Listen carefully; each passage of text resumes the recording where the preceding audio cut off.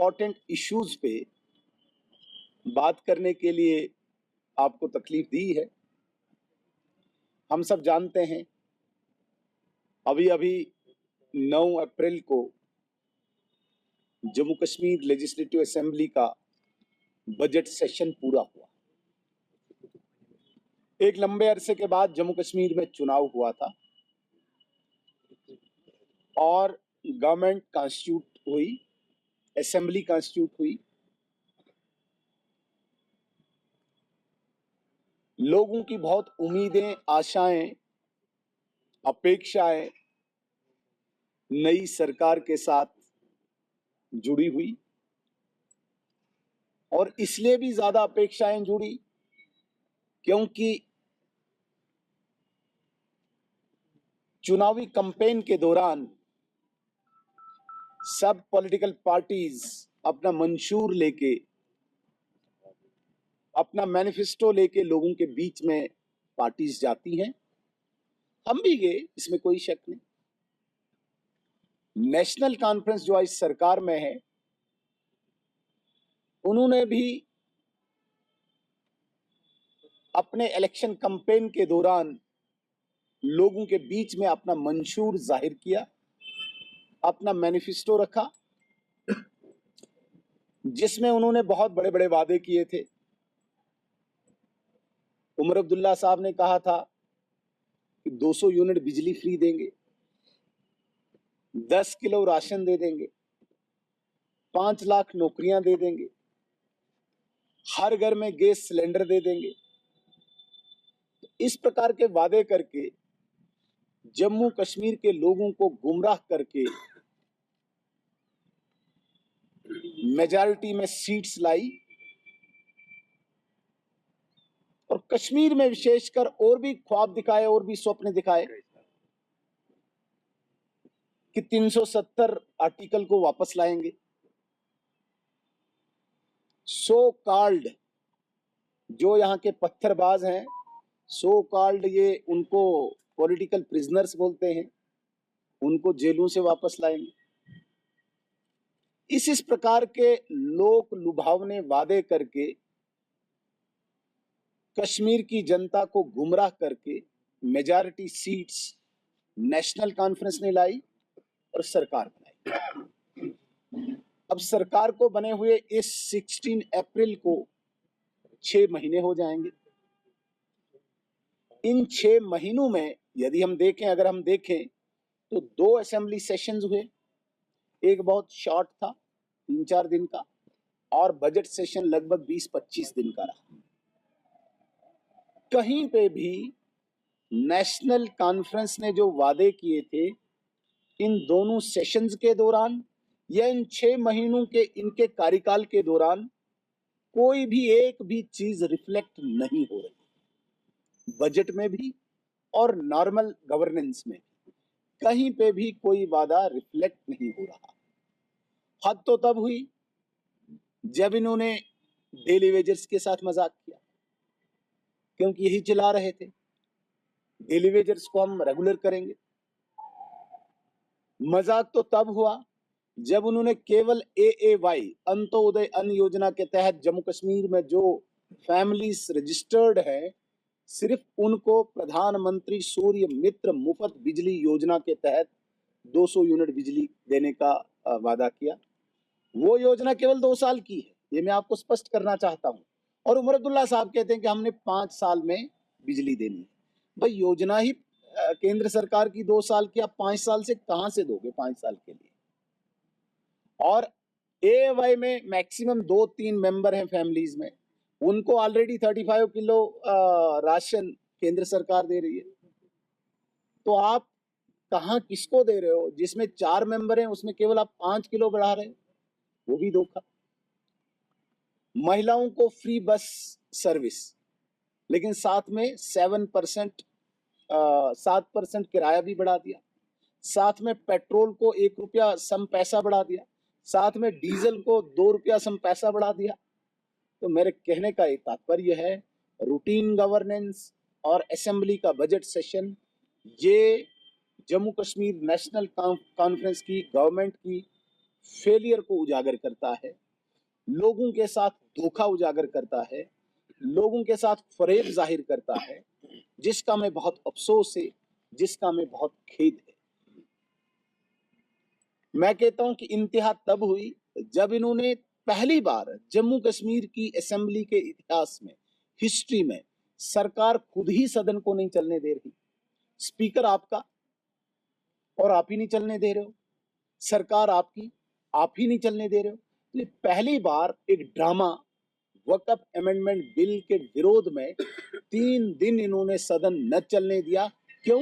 क्योंकि वहां पे अधिकांश मैक्सिमम ऑनरेबल मेंबर्स ने बिल्स लाए थे, रेजोल्यूशन लाए थे, कॉल अटेंशन लाई थी, ताकि लोगों के इश्यू यहाँ पे डिस्कस न हो, हमें जवाब न देना पड़े, सरकार भागी। ये बहुत बड़ी बदकिस्मती है। एक बात मैं आपके सब जितने भी यहाँ पे रिस्पेक्टेड जर्नलिस्ट हैं, आपके चैनल्स के माध्यम से मैं कश्मीर की जनता को स्पष्ट करना चाहता हूँ, भारत सरकार की जितनी भी योजनाएं हैं, जितने भी इसमें इस वक्त लाभार्थियों की योजनाएं, स्कीम्स कहते हैं हम, वो बिल्कुल भी इफेक्ट नहीं होंगी, प्रभावित नहीं होंगी, चाहे सरकार किसी की भी हो। ये ऐसा न समझें कि सरकार इस वक्त उमर अब्दुल्ला साहब की है तो भारत सरकार उसमें कोई भी कोताही करेगी। जितने भी डेवलपमेंटल प्रोजेक्ट्स जम्मू कश्मीर में चल रहे हैं वो उसी गति से चलेंगे, उसी स्पीड से चलेंगे, उसी फंडिंग से चलेंगे। और इसके अतिरिक्त जितनी भी स्कीम्स, आप प्रधानमंत्री आवास योजना की बात कीजिए, किसी भी चीज की आप बात कीजिए, आप आयुष्मान भारत की बात कीजिए, किसी भी स्कीम में कोई भी प्रभाव नहीं पड़ेगा irrespective of any government in J&K. इसलिए जो जम्मू कश्मीर की सरकार लोगों को दोबारा से गुमराह करने की कोशिश करती है, मैं आपके चैनल्स के माध्यम से स्पष्ट करना चाहता हूं, कोई इसमें कोताही नहीं होगी। लेकिन एक चीज में कोई कंप्रोमाइज नहीं होगा। हमने कहा है इस आतंकवाद को, अलगाववाद को, पत्थरबाजी को जब तक न हम वाइप्ड आउट करेंगे तब तक हम भी सांस नहीं लेंगे। पूर्णता यहाँ पे शांति स्थापित नहीं होगी तब तक यहाँ पे कोई कंप्रोमाइज नहीं होगा। मैं आपका ध्यान थोड़ा सा पीछे लेना चाहूंगा। यहाँ पे जब नेशनल कॉन्फ्रेंस की गवर्नमेंट थी, आपने देखा होगा यहाँ पे स्कूल जले, यहाँ पे हॉस्पिटल्स जले, यहाँ पे गवर्नमेंट एस्टेब्लिशमेंट की जितनी बिल्डिंग्स थी वो जले। वो कब जले? जब यहाँ पे नेशनल कॉन्फ्रेंस की गवर्नमेंट थी। नेशनल कॉन्फ्रेंस एक बहुत बड़ी बात असेंबली में भी कहती है और बाहर भी कहती है कि उनके 10,000 वर्कर्स मारे गए, बोलते हैं ना। तो कब मारे गए नेशनल कॉन्फ्रेंस के वर्कर्स? तब मारे गए जब फारूक अब्दुल्ला साहब और उमर अब्दुल्ला साहब के पास होम डिपार्टमेंट था। जब से भारत सरकार ने यहाँ की कानून व्यवस्था अपने हाथ में ली, एक भी नेशनल कॉन्फ्रेंस का वर्कर यहाँ मारा नहीं गया। तो ये क्या जाहिर करता है? तब क्यों मारे जाते थे? क्या आपकी कोताही थी या आपकी कोई मिली भगत थी उन मारने वालों के साथ? क्यों मारे जाते थे आपके वर्कर? क्यों मारे जाते थे? या तो आप खुली छूट देते थे, मिली भगत थी। आज क्यों नहीं? आज आपके वर्कर सुरक्षित क्यों हैं? क्यों? क्योंकि अमित शाह जी के हाथ में आपके वर्कर की सुरक्षा का जिम्मा है। इसलिए जो 10,000 काउंट आप कर रहे हो, हमारे वर्कर मारे गए, वो तब मारे गए जब आप ही जिम्मेदार थे। आज अमित शाह साहब के हाथ में यहाँ की सुरक्षा की जिम्मेदारी है, इसलिए आपके वर्कर सुरक्षित है। एक बात और मैं स्पष्ट करना चाहता हूं, बड़ी बदकिस्मती है, नेशनल कॉन्फ्रेंस स्टेटहुड की बात करती। स्टेटहुड हमारा नैरेटिव है, स्टेटहुड हमारा वादा है, भारतीय जनता पार्टी का वादा है। आप कहां यहां आ गए? आप ढूंढो भाई, आपने सिलेंडर देने हैं, बिजली देनी है, राशन देना है, एम्प्लॉयमेंट देनी है। आपने तो कहा है 5 लाख एम्प्लॉयमेंट देंगे, 5 लाख रोजगार देंगे। 5 लाख रोजगार का मतलब है एक साल में 1 लाख। 5 साल है ना आपके पास, एक साल में 1 लाख का मतलब है 6 महीने में 50,000 सरकारी नौकरियां। मुझे बताइए 6 महीने हो गए, 50,000 कहाँ है नौकरियां? एक नौकरी जो नेशनल कॉन्फ्रेंस के बहुत बड़े लीडर के भतीजे को आपने लगाया बैकडोर करके, उस नौकरी के अलावा आम गरीब के बच्चे के लिए कहाँ है?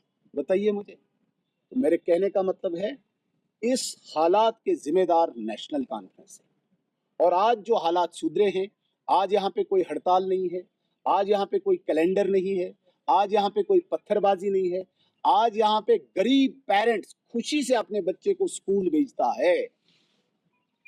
वरना यहाँ पे सब अमीरों और बड़े बड़े पॉलिटिशियंस के बच्चे बेंगलोर, मुंबई या अब्रॉड वहां पढ़ते थे, गरीब के बच्चे हड़ताल के कारण स्कूल नहीं जा पाते थे। दूर की बात क्यों जाते हो आप, यहाँ पे डाउनटाउन जाइए, डाउनटाउन को बताइए, डाउनटाउन के लोगों को पिछले 15-20 साल आपको दुकान खोलने का कभी मौका मिला? नहीं मिला।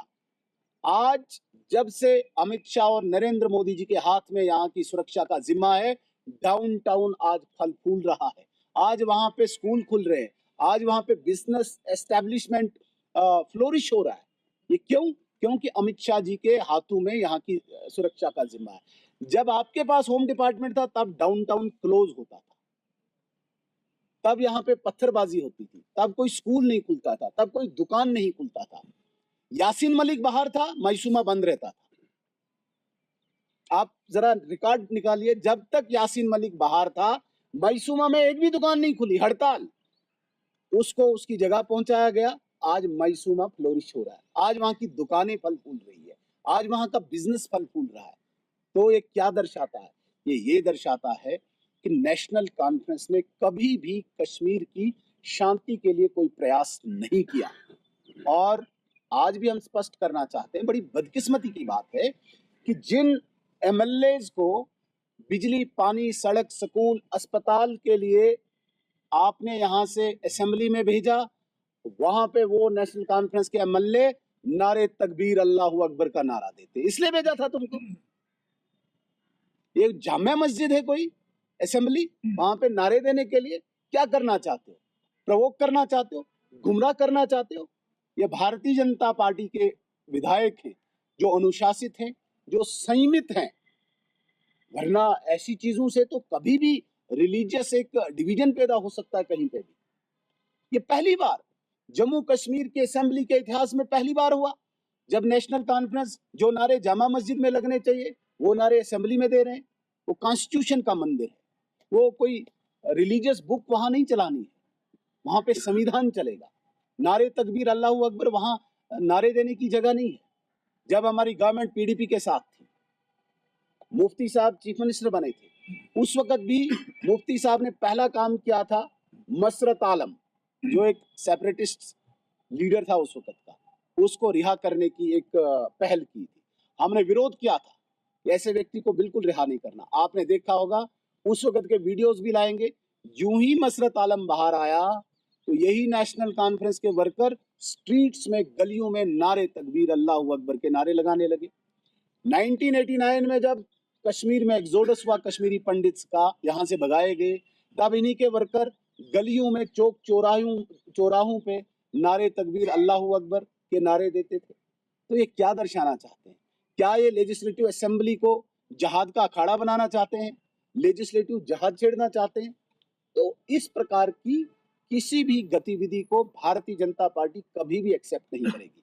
और मैं स्पष्ट करना चाहता हूँ, ऐसा स्टेटहुड कोई जम्मू कश्मीर का व्यक्ति, चाहे वो कश्मीर का मुस्लिम है, जम्मू का हिंदू है, कभी एक्सेप्ट नहीं करेगा जिस स्टेटहुड की असेंबली में नेशनल कॉन्फ्रेंस नारे तकबीर अल्लाहू अकबर के नारे लगाएगी।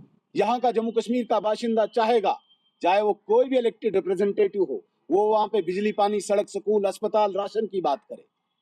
नारे लगाने हैं तो किसी मस्जिद में जाके लगाओ। तो इस प्रकार को डाइवर्ट करना, सारे मुद्दों को डाइवर्ट करना और अपने आप को बचाना, ये नेशनल कॉन्फ्रेंस करती है। हम ये स्पष्ट करना चाहते हैं, हम कमिटेड हैं और हमारी पूरी लीडरशिप जो है, चाहे नरेंद्र मोदी जी हैं, अमित शाह जी हैं, अपनी गारंटी, अपनी जो प्रतिबद्धता है, अपनी जो कमिटमेंट है, उसकी हम गारंटी देते हैं। जो कहते हैं वो करते हैं। इसलिए आपके चैनल के माध्यम से कहते हैं, कश्मीर के लोगों को भी और जम्मू के लोगों को भी, आप बिल्कुल निश्चिंत रहिए। उमर अब्दुल्ला साहब को स्टेट मांगने की कोई आवश्यकता नहीं। स्टेट आएगी, राइट टाइम पे आएगी, उचित टाइम पे आएगी, उपयुक्त टाइम पे आएगी, अप्रोप्रिएट टाइम पे आएगी। निश्चिंत रहिए, आप इनके बहकावे में ना आइए और ऐसे रिलीजियस नारों को लेके आप स्टेटहुड मांगेंगे। ये क्या दर्शाना चाहते हैं? हालात खराब कराना चाहते हैं आप। लेकिन नरेंद्र मोदी जी स्टेटहुड के लिए भी कमिटेड हैं और यहाँ पे शांति स्थापित करने की भी कमिटमेंट है। एक बात, बड़ी गंभीर बात और विश्वसनीयता के साथ कह के मैं अपनी बात को खत्म करूंगा, हम पूर्णतः शांति यहाँ पे लाएंगे। आज आपने देखा होगा अधिकांश लोग यहाँ पे घूम फिर रहे हैं, टूरिस्ट आ रहे हैं, स्कूल खुले हैं, बिजनेस खुला हुआ है, शांति हो रही है। जो भी ये बचे खुचे आतंकवादी है, कोई पहाड़ों पे है, जंगलों में है, बिल्टअप एरिया में बहुत कम अब देखने को मिलता है, लोकल रिक्रूटमेंट बंद हो चुकी है। लेकिन जब तक न लास्ट आतंकवादी, लास्ट उसका हमदर्द, लास्ट उसके ढांचे का एक भाग खत्म हो, तब तक हम सांस नहीं लेंगे। हम शांति तब स्थापित करेंगे। यहाँ पे जिस शांति की बात करते हैं कि हमने शांति लाई थी, भाई तुम्हारी कब्रों पे अभी तक सिक्योरिटी है। भारतीय जनता पार्टी ये वादा करती है कि जम्मू कश्मीर में ऐसी शांति होगी, कब्रों से भी सुरक्षा हटाई जाएगी, उसको हम शांति मानेंगे। तो इस प्रकार की शांति को स्थापित करना भारतीय जनता पार्टी की कमिटमेंट है। लेकिन जो भी डेवलपमेंट यहाँ पे करनी है, जो सरकार की इस वक्त जिम्मेदारी, वो भागे नहीं, अपने वादों से नहीं भागे, अपनी जिम्मेदारी से नहीं भागे। दिल्ली और लंदन के